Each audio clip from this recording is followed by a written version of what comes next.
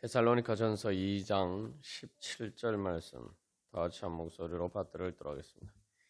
형제들아, 우리가 잠시 너희를 떠난 것은 얼굴이요 마음은 아니니 너희 얼굴 보기를 열정으로 더욱 힘썼노라. 아멘. 복음의 소망은 영적인 실체를 가진 것입니다.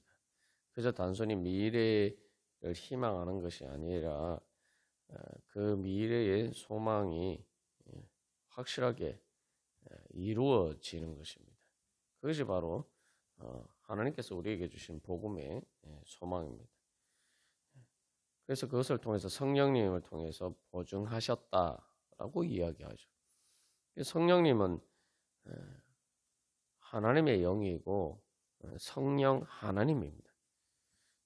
그렇기 때문에 그래서 하나님께서 보증하신 것이고 하나님께서 영원히 살아계심을 두고 즉 하나님의 존재로 보증하시는 것입니다. 그렇기 때문에 그것은 모든 어떤 일보다 가장 확실하게 이루어질 또 변함없는 그러한 사실입니다. 그래서 사도 바울이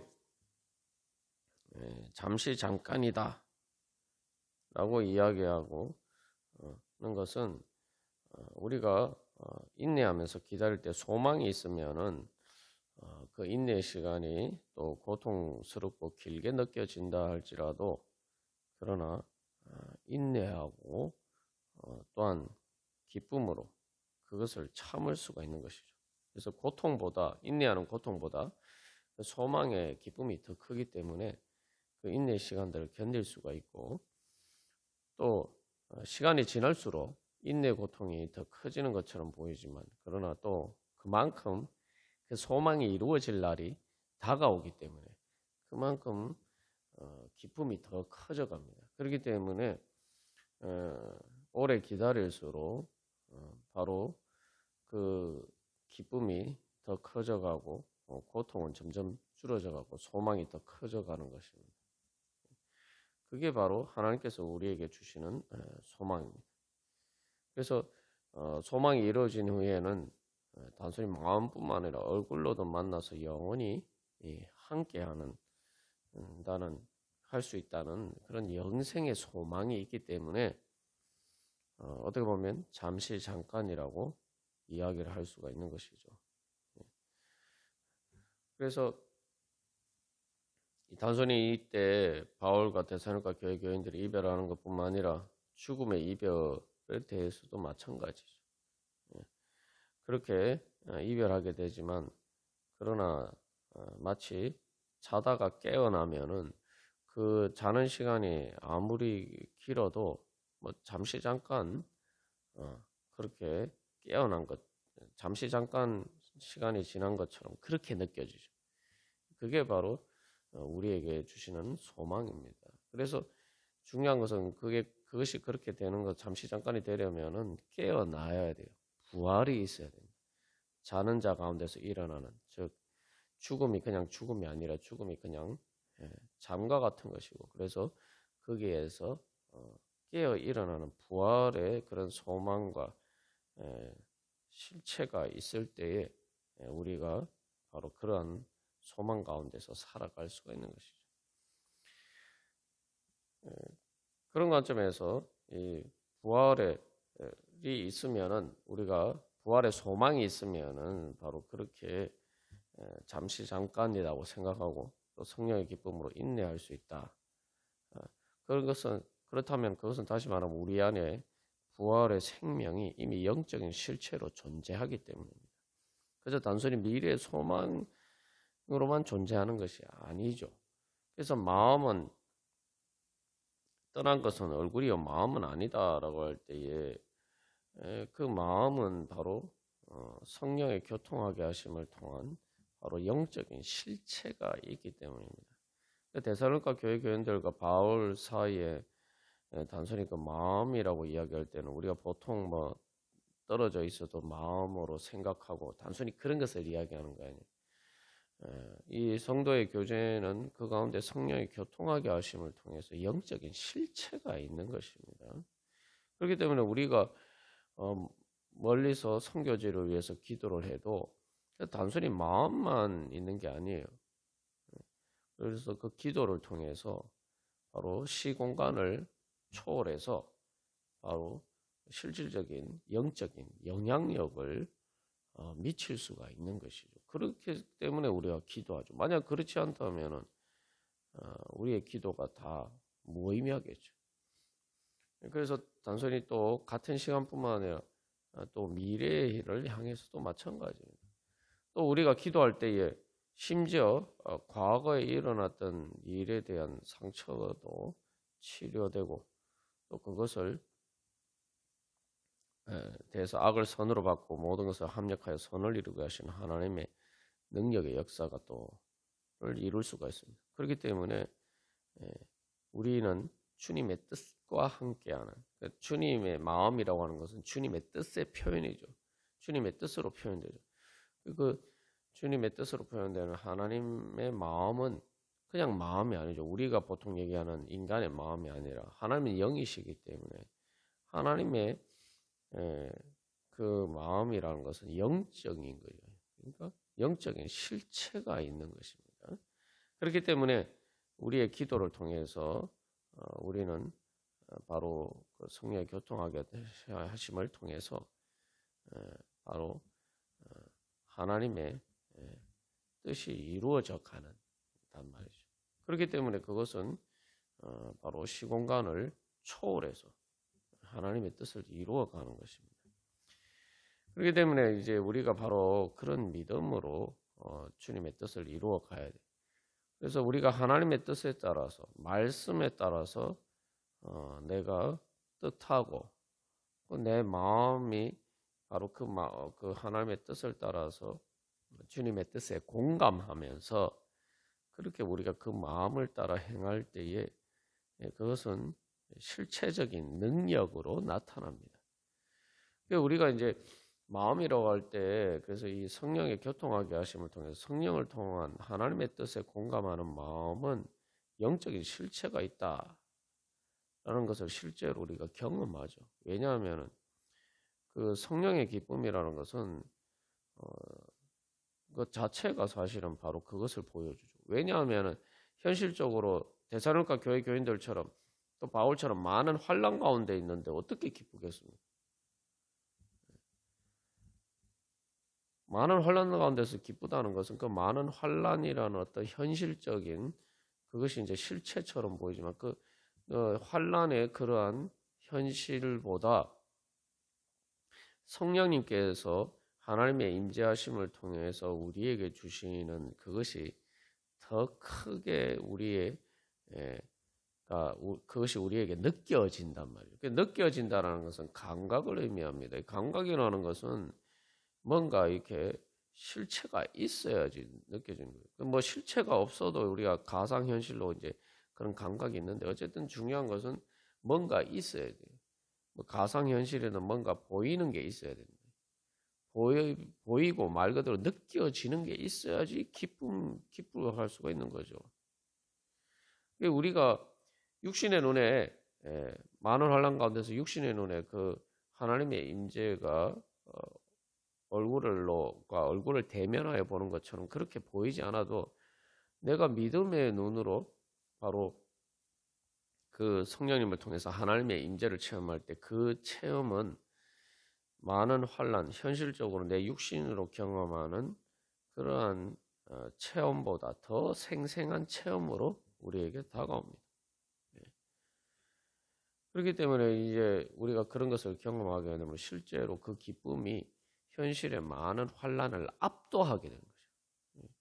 마치 뭐 쓴 것을 먹어도 그것을 압도할 수 있는 그런 달콤한 것을 먹는 것과 똑같은 거예요. 그것은 말 그대로 실제로 그 달콤한 것을 먹는 겁니다. 인간의 감정이라는 것은 사실은 가상현실을 통해서도 만들어낼 수 있어요.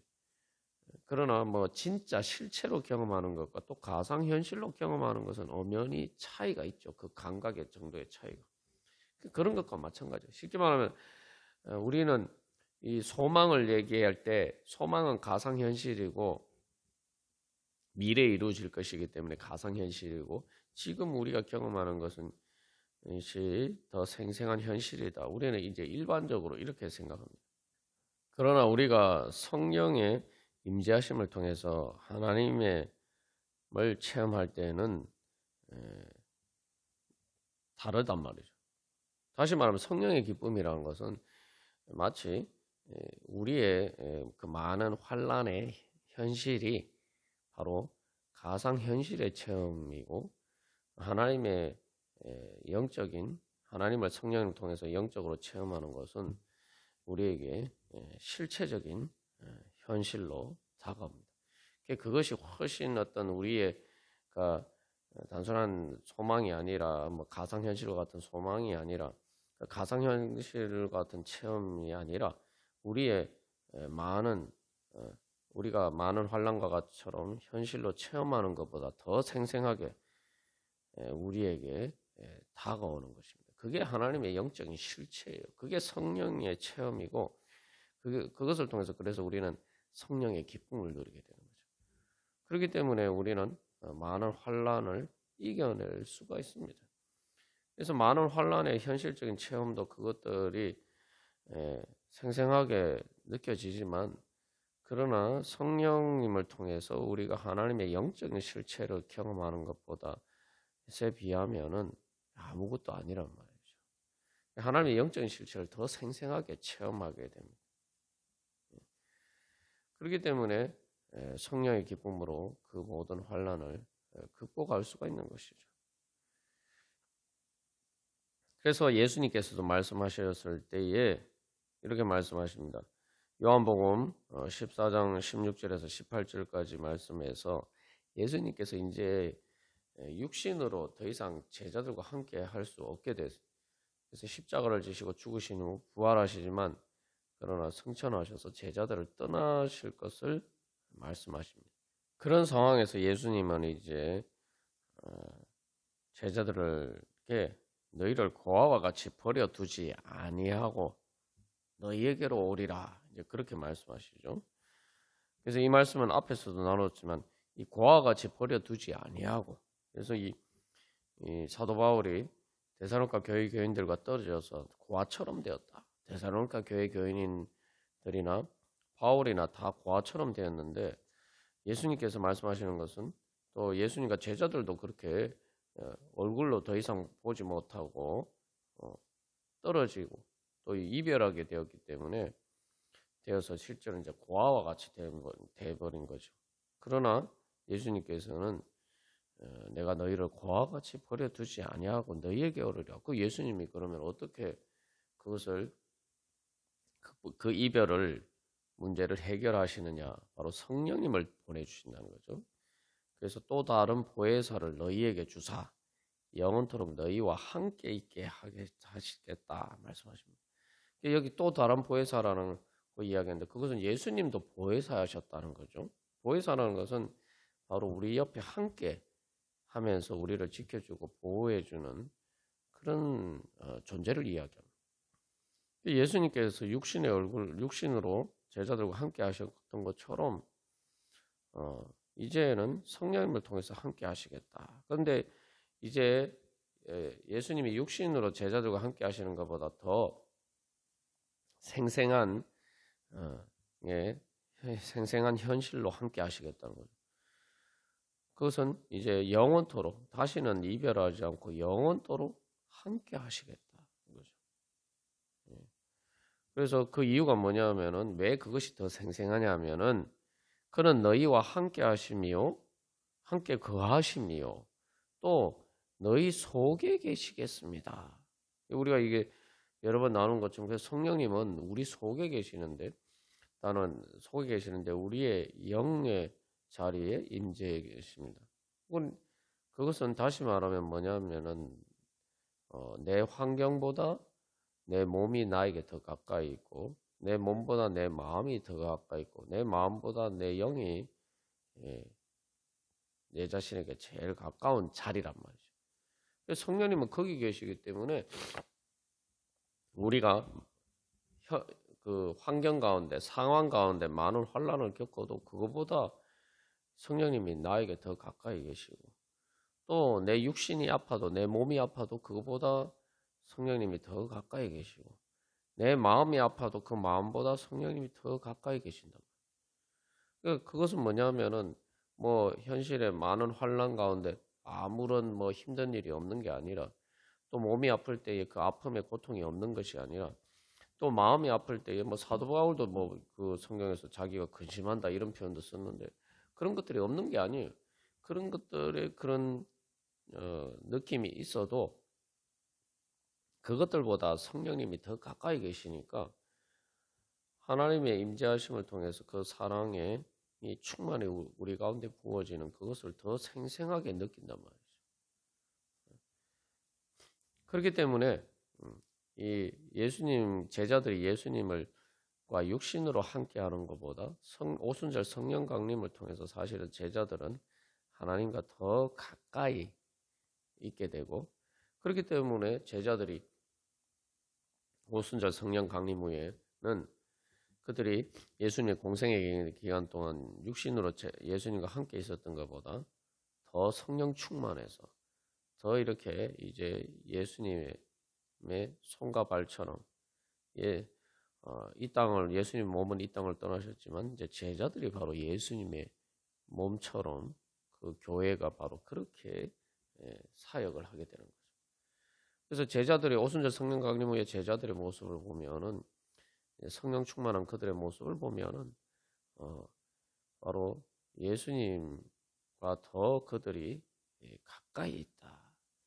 그래서 이 똑같은 어떤 죽음의 위협을 앞에서도 그들이 육신으로 예수님과 함께 있었을 때는 예수님을 버리고 떠났지만, 그러나 오순절 성령 강림을 통해 성령 충만했을 때는 이제 그들이 예수님과 육신으로 함께 하지 못하지만, 그러나 그 예수님을 자기들의 죽음도 두려워하지 않고 예수님을 따를 수 있게 된 거죠. 그게 성령님을 통해서 주는, 성령의 교제를 통해서 주는, 성령의 교통하게 하심을 통해서 하나님께서 우리에게 주시는 은혜입니다. 우리가 복음을 믿는다라고 할 때 바로 그것을 믿어야 돼요. 사도 바울이 이게 그냥 단순히 어떤 상황에서 뭐 우리가 잠시 너희를 떠난 것은 얼굴이요 마음은 아니니라고 할 때, 그것을 그냥 뭐 단순히 인간적인 뭐 이별의 관점에서 보면은 제대로 이것을 이해를 할 수가 없습니다. 우리가 성령의 교통하심을 통해 그 영적인 실체를 통해서 우리가 어떻게 죄와 사망의 권세가 우리에게 가져다주는 이별의 교통을 실질적으로, 실체로 또 실제로 그것을 극복할 수 있는지를 우리가 분명히 보고 알아야 됩니다. 그래서 나중에 이 사도 바울이 또 죽음과 관련해서도 실제로 데살로니가전서 4장에서도 이야기하죠. 죽었는데 너무 슬퍼하지 마라. 소망이 없는 다른 이와 같이 슬퍼하지 마라. 그렇게 이야기하고 있어요. 그래서 그것은 마치 잠자는 것과 같다. 그렇게 이야기할 수가 있는 것입니다. 지금 당장의 데살로니가 교회 교인들과 바울의 이별뿐만 아니라 또 데살로니가 교회 성도들 가운데 어떤 육신의 죽음을 통해서 이별하게 된 그러한 관계에 대해서도 그렇게 이야기를 하는 것이죠. 그래서 우리가 오늘도 이 주님 앞에 예배하면서 나아갈 때 우리가 그런 믿음이 있어야 된다. 성령님을 통해서 우리가 하나님과 함께하고 하나님을 만나는 것은 우리의 육신으로 이 육신으로 만나는 것보다 더 생생한 현실적인 실체의 체험이다. 우리가 바로 그것을 믿는 믿음으로 오늘도 주님 앞에 나가서 예배할 때에 바로 우리가 그것이 영과 진리로 드리는 예배이고, 또 그것을 통해서 우리가 실제로 하나님의 임재를 생생하게 체험하고 바로 그 하나님과 함께 하면서 또한 하나님의 우리를 향하신 그 선하신 뜻, 그 사랑과 구원이 이루어지는 은혜 가운데 살아갈 수가 있을 것입니다. 그래서 영과 진리로 예배한다라고 할 때 요한복음 14장 17절에서 성령을 통해서 우리와 함께 하시는데, 그 영은 진리의 영이다라고 해요. 진리의 영이라는 건 말 그대로 실체를 얘기하는 거예요. 진리는 실체입니다. 자꾸 인간이 죄의 관점에서 자꾸 이렇게 생각하니까 진리를 자꾸 실체와 괴리되는 것으로 자꾸 이해를 해요. 사람들은. 이게 인간의 사실은 가장 큰 병폐예요. 실제로 뭐 세상에서 현실적으로 그렇게 보이게 돼요. 진실이 드러나지 않는 것처럼 보이고 거짓이 마치 횡행하고 득세하는 것처럼 보입니다. 그러다 보니까 자꾸 이렇게 진리를 사실은 거짓을 실체로 보고 진리를 자꾸 허상인 것처럼 그냥 단순한 좋기는 하지만 이상적인 그냥 소망에 불과한 것으로 자꾸 우리가 이렇게 생각하는 경향이 있어요. 그러나 우리는 진리의 영 되신 성령님을 믿어야 됩니다. 진리의 영을 믿어요. 그래서 우리가 예배 드릴 때는 또 영과 진리로 예배하라 말씀하셨는데 바로 그 성령님을 따라서 우리가 그것은 하나님의 실체를 경험하고 그래서 사마리아 여인이 자기가 지금 자기와 함께하는 남편 또 자기가 지금까지 과거에 경험한 실제적으로 경험한 그 어떤 그 만났던 바로 그 남편들 함께했던 그 남편들도 줄 수 없는 것을 성령님을 통해서 예수 그리스도께서는 주신다는 거예요. 그것이 더 분명한 그래서 자기가 그 사마리아 여인이 실제로 육신으로 함께 사는 남편이 주는 것보다 더 생생한 것을 생생한 영원히 목마르지 않는 생명수를 예수 그리스도께서 주신다는 거죠. 우리가 오늘도 그런 믿음으로 주님 앞에 나갈 때 우리가 진리의 영 되신 성령을 통해서 우리가 얼굴로 주님을 보지 못하지만 그거보다 더 생생하게 우리의 영으로 우리의 마음으로 주님을 만나고 그것을 통해서 또 그 힘과 능력을 통해서 또 실제로 우리의 얼굴로도 또한 주님을 뵙는 그날에 이를 수가 있을 것입니다. 우리가 오늘도 그러한 은혜 사모하면서 주님 앞에 영과 진리로 예배하며 또 그런 믿음으로 또한 그런 소망으로 예배할 때 하나님께서 우리와 함께 하시면서 또 우리를 만나주시고 우리 가운데 역사하셔서 또한 마지막에 우리의 구원이 완성되는 그날을 향해서 오늘도 힘차게 달려갈 수 있을 줄 믿습니다. 우리 그런 소망으로 함께 기도하겠습니다.